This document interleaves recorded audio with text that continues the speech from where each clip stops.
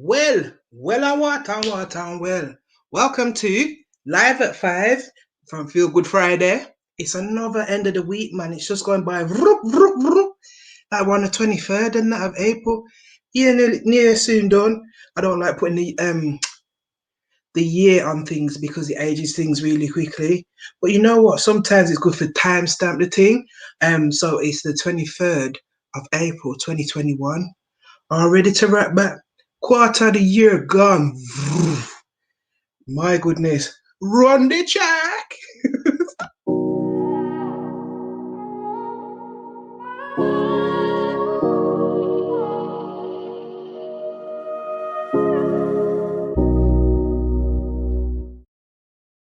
All right. So this week's episode is about trying like overcoming adversity. And what do I mean by that? Like basically when ish goes left, that's my left. Your left might be that weird there. But then again, the screens are mirror, so I really don't know. But I'm saying from where I'm sitting, left is there, so. Yeah, get me. So when things go left, yeah, and that's like adversity, and it like you might be trying to make a movement and something just trip over your foot. And like I'm as somebody that always trip over my foot, I can't even lie. Adversity is always there, but just sometimes energetically in it, you can trip over your foot. That's what I consider adversity. What do you consider adversity? Maybe you can drop a comment. I know you won't, but like that's what YouTubers say or whatever. So I'm saying that you get me and engage because I'm not a photograph, not here to be looked at. And so I just had to say that. And I got no manners, and I'm going to give it to you straight. I'm not going to go around no corners. So overcoming adversity, like as I'm sure it is for many people, like last year was a doozy, and this one so far is shaping up to be one testing for the mocha. Um, like so far, really grateful to actually be here in terms of overcoming adversity. But Tuesday, it's Feel Good Friday. Don't get me wrong. It's not that I want to be like off on a mad like moody tangent, but talk the thing said way in it. So first of all, like little segment announcements. It will have a name because you know me. I like to put my little name and my alliteration punting. But for nice announcement, just to say it's live at 5 now for the time being because I just like the sound of that. It just flows. And also, as you can see from my raccoonery, yeah, the dark circles. Man is tired, yeah. Man is in the middle of doing like certain things, and I am got clothes on. This is what I call my COVID dress. I'll explain that in a minute. Um, there's a few things that's coming up.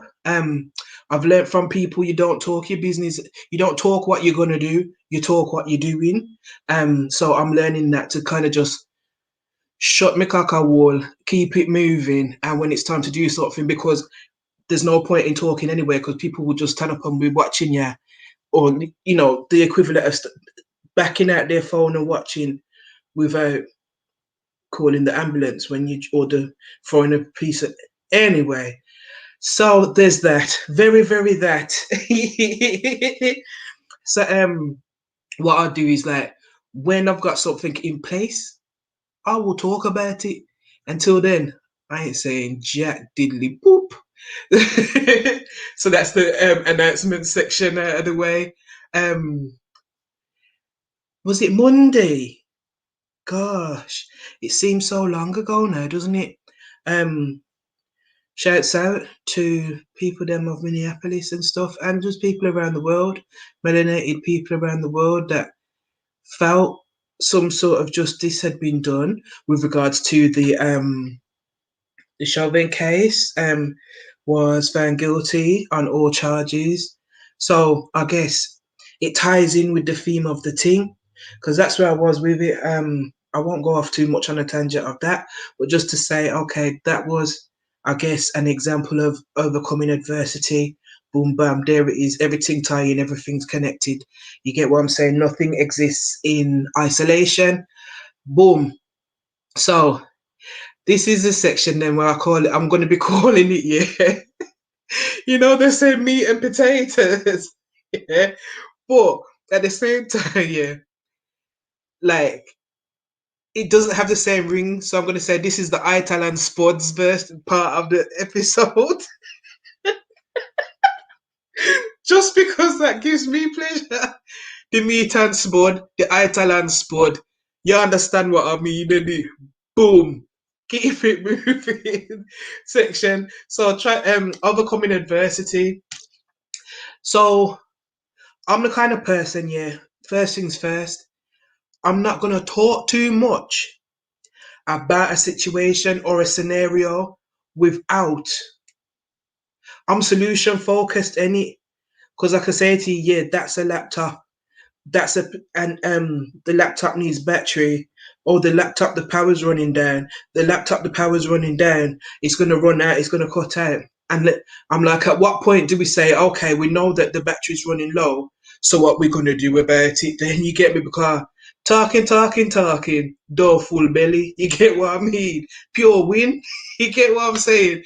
So my first thing in terms of overcoming adversity is for me personally seeking out solutions, be solution like focus on solutions, and then from there, whatever solutions that you've outlined, then start to action them.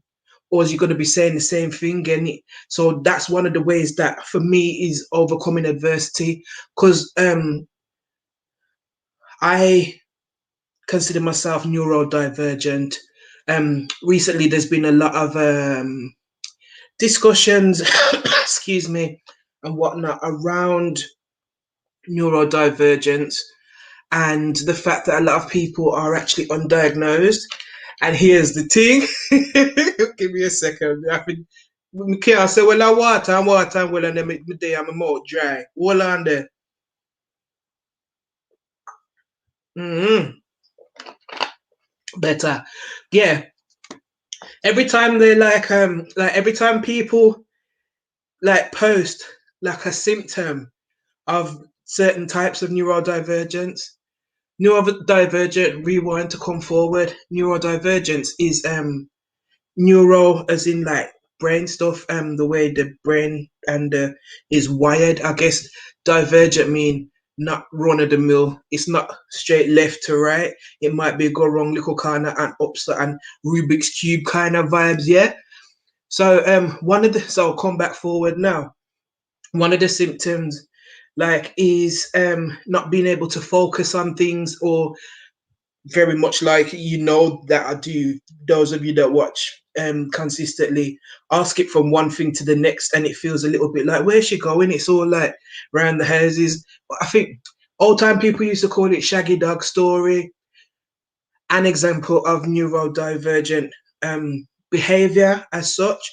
But every time I see them posted, I'm thinking, well, boom, are these people in my business or what? Like, I'm looking for the cameras, like the Truman Show, you get me? So, but I've always known that anyway. I've always known me no normal, and that's okay. So, in terms of neurodivergence, most of the time anyway, when people are going left, I'm going right and vice versa. I'm marching the beat. My rhythm, um, to give it a visual, I'd quote NERD, she wants to move, and the line, her offbeat dance makes me fantasize. Not the fantasy part, but just the fact that even though the dance offbeat, it still have rhythm, capiche, comprende, sweet. So, in terms of adversity, um, number two, when it, for me, adversity, because I'm solution focused as opposed to like I can't be sitting down giving out cups of tea and sympathy when I could be working on the solution. Do you get what I'm saying? For me, I will sit down and drink the tea and yam crips and all my other snacky snacks that I like to eat. I'm gonna be eating them and swell where I'm boss like yeah. After after the adversity has been overcame, until then, I can't sit down and relax and just be chatting, even though that's exactly what I'm doing. But this is kind of like therapeutic because it's Feel Good Friday. You get what I'm saying? And if you can pick sense out of nonsense, and if you can find vergence out of divergence, more power to you and power to the people. You get me? I'm so silly. um, but yeah. So one of my other things is like taking action on the thing, like, and relaxing afterwards in terms of that. I've lost my thread, haven't I? Yep, divergent again. Right, bring it back, rewind. So overcoming adversity, finding solutions, yeah, and not like taking the time to lament when you could be working on the solution. Because if you find a solution, that means that then that's going to alleviate the problem somewhat. Um, Another tip that I find, or another thing that I find is useful when it comes to overcoming obstacles and what have you, and adversity, is to give yourself a little 5 minutes to just look back. What I like to do is look back at the what I call the immediate past, like say the last month, 3 months, 6 months, and literally start to document and kind of take note of the things that you have done or have achieved. Like I like to do that because you're doing it, we're getting on with things in it, like on a survival tip. But if you can start to actually identify, recognize, and acknowledge the things that you have done, sometimes like I find myself looking back like, raw, raw. I mean that. Like, because you don't realize, because it's like wood for the trees. You're so much getting on with it and literally throwing the balls. Boring too, because we move. You don't necessarily get time to do that. So I think that's a really good skill to develop, is to give self credit. And I think that kind of for me, that puts the battery in my back to say, you know something, if you did that in 3 months or in a month, what could you do in a year? Do you get what I mean? So that's another part of overcoming adversity for me. The Where we dip on now, a number three. It's either 3 or 4 anyway. The next one, the next one is to factor in downtime.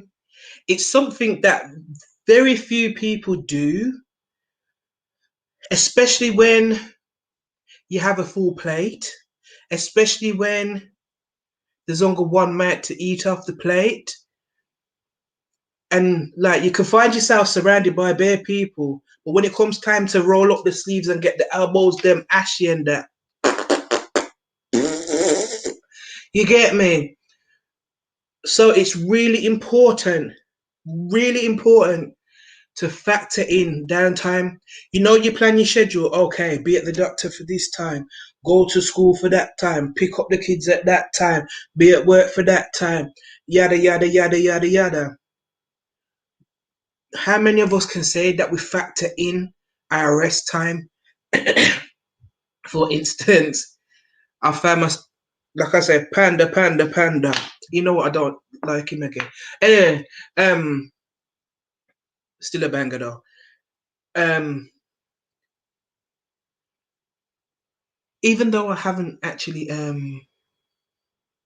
achieved it so far, but I have actually intentionally, on bloody purpose, factored in a nap on certain days. Yeah.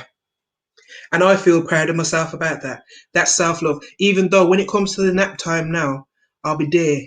And then if the laptop or the phone or whatever is in arm's reach and my creative juices are flowing and it's like, you need to design this or you need to, or, yeah, but that doesn't feel like hard work because that's actually fun, and end up like doing something that's low level physically, but you know the things that make you hit flow. Yeah, I've been doing them during the time that I factored for the nap time, and but I have actually put it in priority and placed importance on it the same as everything else. So that's another thing that helps, because if you're exhausted, like, you really, after a while, you're just going to burn out. And when you burn out, and I'm sure at least 10% of us, including myself, can actually does have first, excuse me, I'm just plugging in the charger, does have first hand experience and knowledge of burnout. Um, Prior to COVID, I'll do a story time on that, but I'm just not in the mood for that right now. Can I just say as well, hold on, what was I saying? The point that I was making? Burnout. I'm putting that on a hook in my head. Fam, the sunshine. I just want people to take a stop a bit and just, yeah, it's not grey. It's like you can see blue sky and sunlight and just how good that is. I just wanted to acknowledge that, and long may it last. And if I hear stinking about people, oh, it's too hot. Fam, you live in England, wear loose clothes, drink water, and shut your mouth before I chop you in your throat hole. Thank you. Right, burnout. Prior to COVID, it was where every 18 months or so, burnout, burnout. So it's not conducive to burn out yourself. And like I said, was it last week or the week before? When you drop down dead from burning out yourself, and when you can't move because you're burned out, yeah, the same people you're burning out yourself for, where them there? In my girls' English, yeah, where are they? So I say that to say this: factor in your rest and your you time and the things that you need to keep your engine running. Because when you broke out yourself for people, or no, I say this: broke out yourself for who's broken out themselves for you. Straight like that. Straight like that. That's another way of overcoming adversity, because what that does is it teaches you that you, and it reinforces, because it's just a universal truth that's greater than, it's not opinion, it's just a truth. The solutions that we seek are within us. So it's actually your duty to not burn yourself out on those that are not burning out themselves on you. Because if they're putting their shoulder in to support you, that means your weight is lifted, which means then you're more productive and more able to lean your shoulder to them when they need it. And then it becomes it's like symbiosis, but in a positive way. It becomes an ecosystem as opposed to symbiosis with the straw in the neck. So I'd say that, and it's healthy in terms of helping you to set boundaries. Do you get what I mean? Because things can't flow one way. If things are only flowing one way, then it's a traffic jam, and we don't move. And as the young people, because out of the mouth of babes, they say we move. So there's that. Very, very, very, very, very, very, very that. Um, Another good thing too, I find that is helpful for overcoming adversity is to look back on the last bunch of bullshit that you dealt with. Like, because when you look back, yeah, looking back over my shoulder, big tune, yeah. Here we go again. What's it, Missy Funky Dineva do? Focus. Yes, when you take the time to look back, you realize that actually you've overcome adversities before, at least once. And the fact that you're looking back at it means that you've come through and passed it. You get what I'm saying? Sometimes we just need to remind ourselves instead of chatting the instead of staying on the loop of the thing that's draining your energy. Like when certain time, I think it's when it's cold, drivers said like to every so often turn over the car to keep the battery charged. And there's something like if you leave the lights on or something, it can drain the battery out.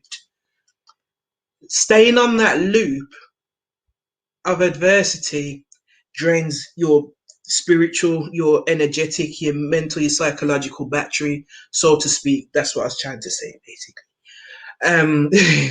All right. So I think it's really good sometimes to look back and remind yourself of, okay, so what did I do then when that come up? Or this is the only time that I kind of recommend watching other people. And even then, not so much because they do their things their way that suits them, that their neural path, their spirituality, their personality, their spiritual alignment and celestial alignment and all of that.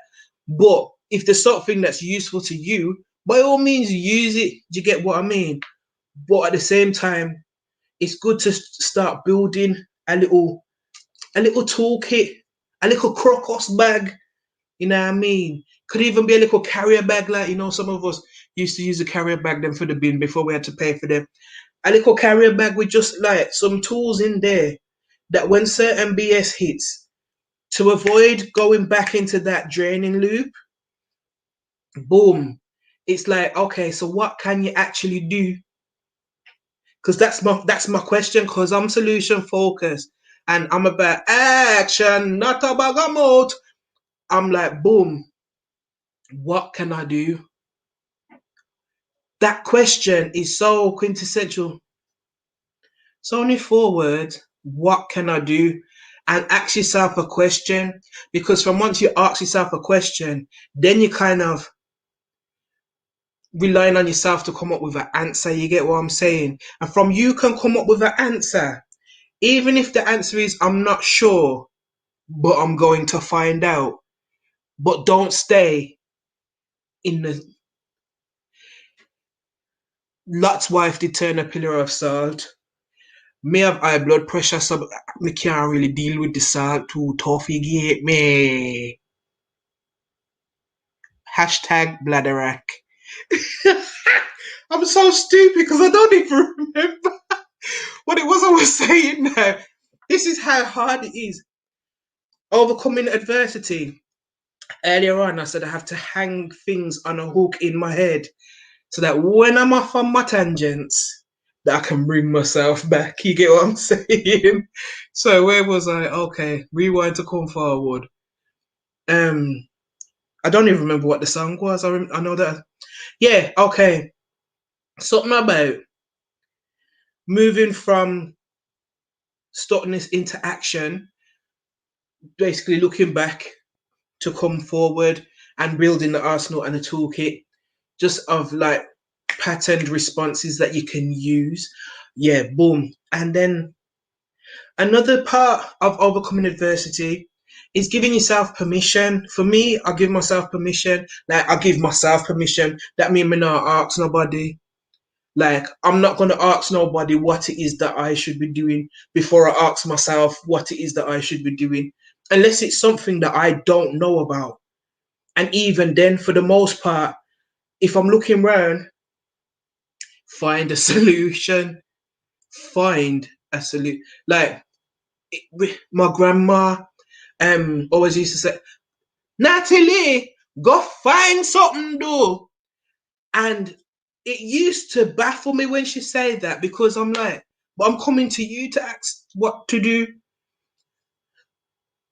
It's only now that I'm reaching into my middle agedness, my auntiness. I'm technically a grandma, I'm a grand auntie, but like grand auntie just sounds dumb in it, so I just say grandma. I'm a grandma in it, so I cannot, in any real consciousness to myself, be waiting on. I, I,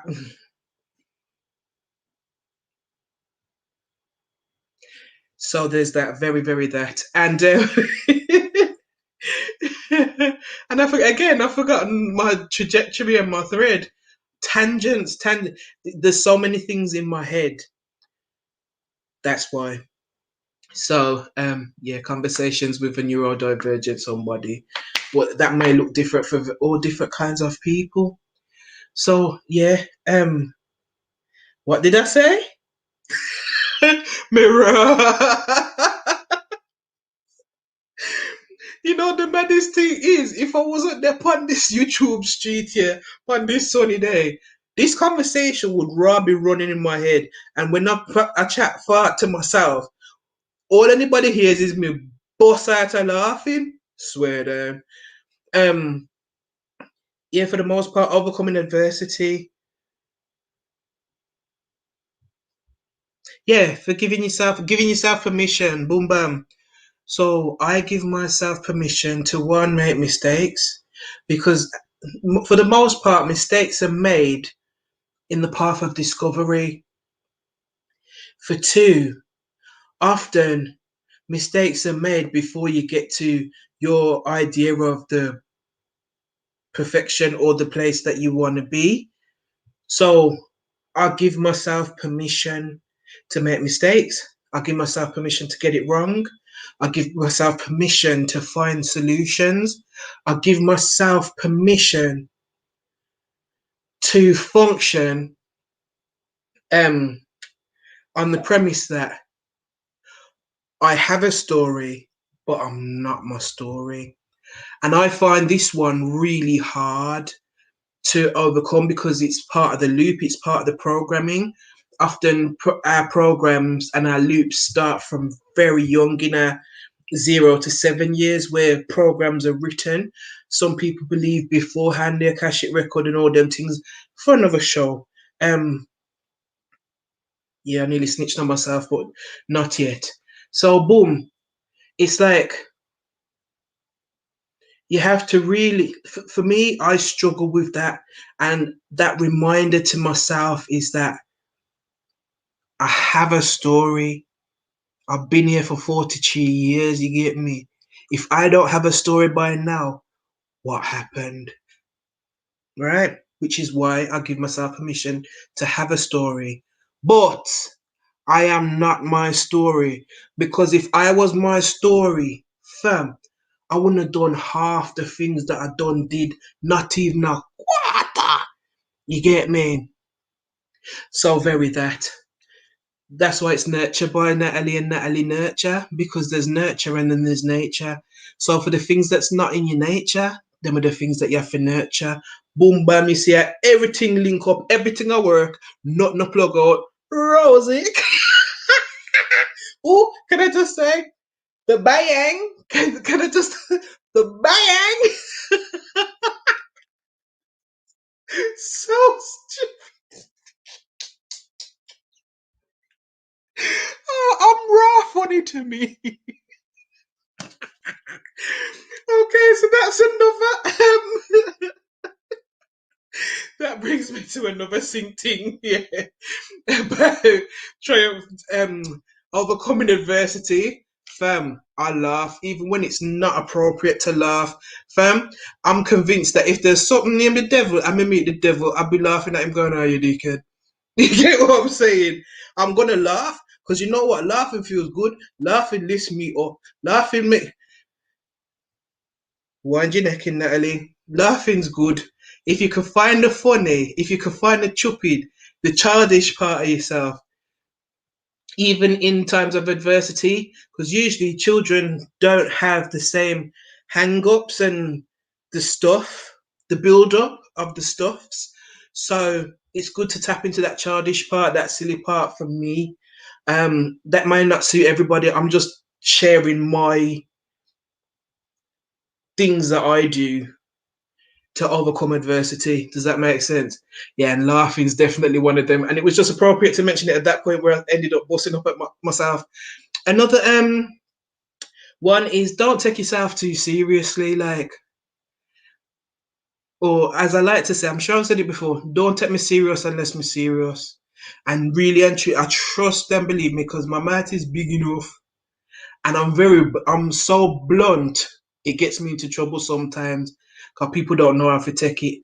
Because AZ said, because talking to AZ last night, and AZ said, a lot of the time people don't actually speak with that level of honesty or like straightforwardness, so it feels weird to hear it. Do you get what I'm saying? So yeah, bullshit free zone in it. Um so I can't remember the point that I was just making. I'm trying to rewind the tape in my head. No, it'll come back. Yeah, so it's like, yeah, the honesty and transparency, like, because what that does is that honesty, that bluntness, that very live and direct makes me honest enough to see what for me is reality. Like strip it all down bare. Okay, yes, the honesty of children without the build up of the thing. Boom bam. It always comes back. Um the simplicity basically, the path of least resistance. Even though I am neurodivergent, like and I go off on tangents like this all the time, I find what really helps me to overcome that is to try and be as simple, straightforward as possible. From it get don't get me wrong, I am neurodivergent. I'm not normal, like in that whatever normal is, I'm not it.